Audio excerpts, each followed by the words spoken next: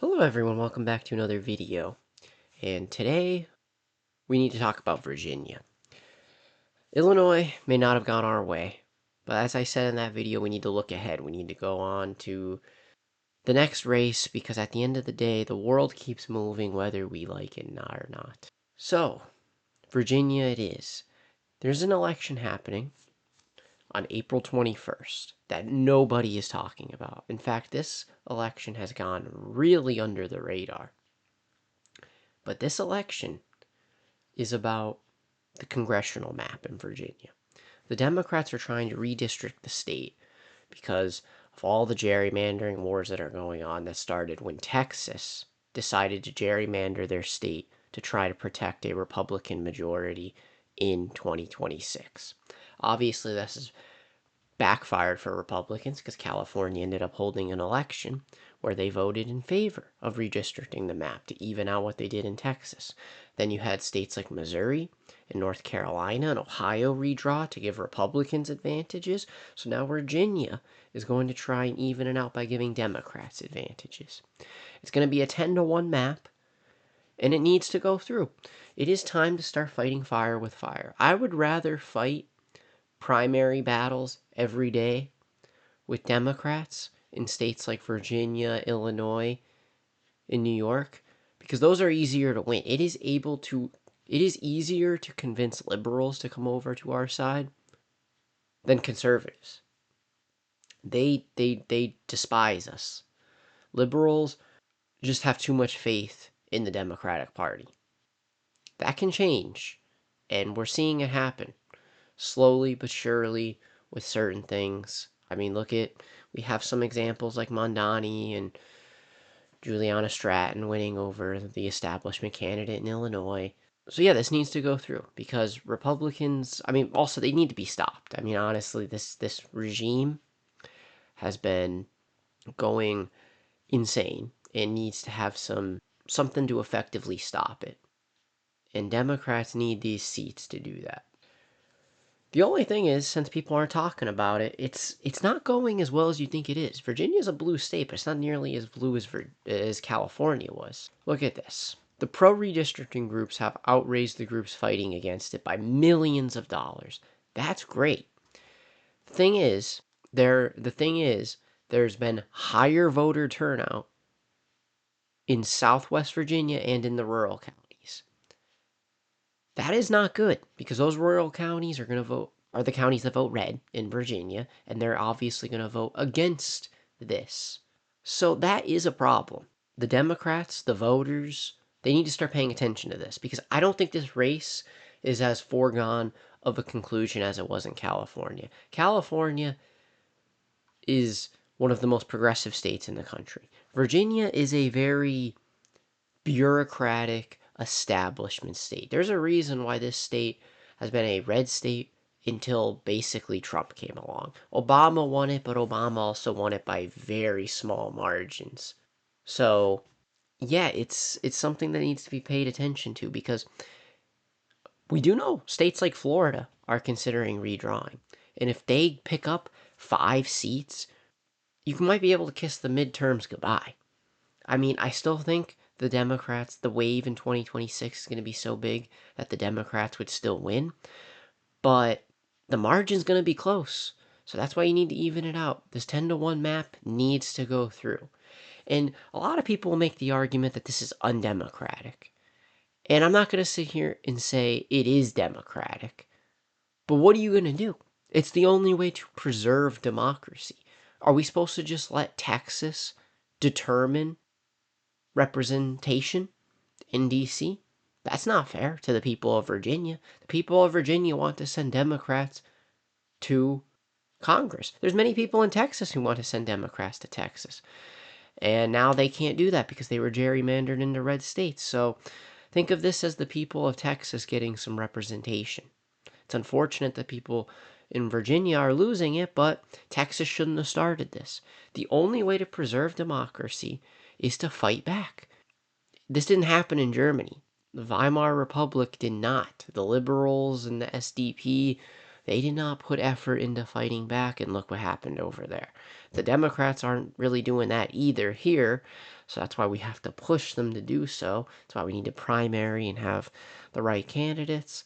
But right now, this is something that we need to focus in on. Don't let the Republicans trick you into thinking this is a bad thing. They love gerrymandering. They've been doing it for so long. Let's just look at some past maps to show you how bad it was. Just look at 2016, for example. Look at a state like Pennsylvania. Do you see this map? I mean, look at this. There is no reason that somebody near Lancaster and Harrisburg should be in the same district as somebody near Lackawanna County and Scranton. That just doesn't make any sense. But that's what we're doing, apparently. I mean, these maps were terrible. I mean, look at this. Look at Ohio. I mean, what is that, man? Yeah, the Republicans have been gerrymandering for ages. And the Democrats finally are getting a little better at it. That's why our margin is pretty competitive. As you can see, Republicans barely have a House majority with 220. So, yeah, Democrats are getting a little better with it. And it's not because I like gerrymandering. I'm in favor of democracy. I personally hate gerrymandering. The main reason I think Democrats need to do it is because I think fighting fire with fire in terms of gerrymandering is what's going to lead to the end of gerrymandering. Republicans don't want to end gerrymandering because they've benefited from it in the past. If they stop benefiting from it, they'll probably be more inclined to end it. So that's another reason why we need to do this. Gerrymandering might be the only way to protect democracy long term in the House of Representatives. So this needs to go through. And if it does go through, it would automatically give the Democrats the majority. The Democrats would pick up 4 seats in Virginia. Of course, this isn't exactly what the map would look like. I just filled out 4 random seats. I'm not sure what the actual map will look like. But look at that. Assuming everyone, the national popular vote is the same, roughly the same, most people vote the same as 2024, Democrats would still get a majority just with the pickups in Virginia. Of course, we had everything happen in California and Texas, an extra seat in Utah. But this is important. And to be honest, the election's probably going to be a lot better than this. For example, let me show you. Most polls are predicting that the Democrats are going to win by around 6 points. So if we shift by, I think we have to do about 7.5 to get to about 6. Look at that. It'd be 234. And that's not, and as you can see, Virginia, still not competitive. So then add the 4, again, just 4 random ones. We'll go to 238. That would be a more expansive House majority than 2018. The Democrats only had 238 back then. And this would be a massive sign that Trump is just super unpopular. His agenda is dead in the water. Nobody wants the war. Everyone's done with him destroying the economy. That the people are ready for something new. So if you are in Virginia, start paying attention to this election. Get your friends, family, and out to vote. It's time to end the Trump administration effectively. I mean, Mike Johnson's the one that always says it. If they lose the House majority in 2028, the administration's effectively over. The presidency of Donald Trump will be at a standstill for years. That sounds pretty good to me. It's been pretty awful. Unfortunately, I don't think that's quite the case. Donald Trump is expanded the power of the presidency and the executive branch by quite a bit. So I don't think this is going to affect him all that much, but it will definitely make it harder for him to pass bills. For example, like the SAVE Act, which is something that hopefully doesn't go through. If we had the House, we could essentially guarantee that it would never go through. So if you're in Virginia, pay attention to this. If you know people, pay attention to this. I hope the news networks, the media start covering this a bit more. It is a blue state, so I still think it's going to pass, but I think it's going to be fairly competitive if what we're seeing from the data is true. If, the rural counties are the ones turning out more, that is a concerning sign. But this is a +6 Harris state. So that would have to be quite a shift in favor of the Republican Party. And Abigail Spanberger, the governor of Virginia, won by around 15 points last year. So if we're shifting from that, it's even harder for Republicans to win. I just can't see Republicans winning an off-year election in Virginia. Democrats tend to do better when turnout is down these days because their voter base tends to be suburban and college educated. But you can't take the chance. Democrats are motivated, so it shouldn't be hard to convince people. But this is something that people need to pay attention to. This is a big deal. Florida, most likely, is going to try and get 5 Democrats out. Look at that.